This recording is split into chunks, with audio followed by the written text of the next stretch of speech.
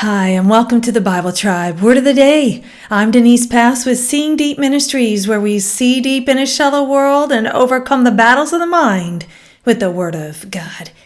It is easy to want to show off, but when we honor others above ourselves, it is not for show, but for God's glory.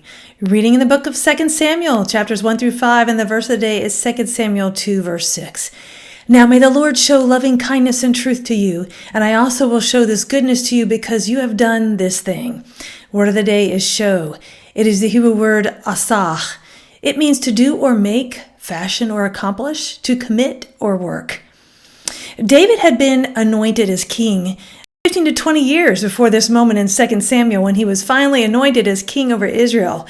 David has just grieved the deaths of Saul and his son Jonathan. Saul made life excessively difficult for David, but David continually did the right thing in that relationship. He did not take revenge and truly loved his enemy. When David was informed who had buried Saul and David, his response reveals his humble heart.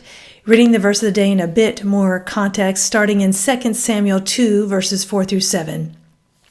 Then the men of Judah came, and there they anointed David king over the house of Judah, and they told David, saying, "It was the men of Jabesh-Gilead who buried Saul." So David sent messengers to the men of Jabesh-Gilead and said to them, "May you be blessed of the Lord, because you have shown this kindness to Saul your Lord, and have buried him. And now may the Lord show kindness and truth to you, and I also will show this goodness to you, because you have done this thing. Now then, let your hands be strong and be valiant, since Saul your Lord is dead, and also the house of Judah has anointed me king over them."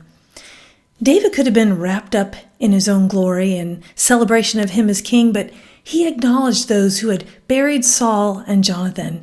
Sometimes I think this is missing in our churches and relationships today. We need to encourage one another and acknowledge what people have done to serve God and others. We can take people and their service for granted, or worse, we can also make their work difficult. But David shows us an example of not just acknowledgement, but praying for them and asking for God to bless them, right in the middle of a pretty busy moment.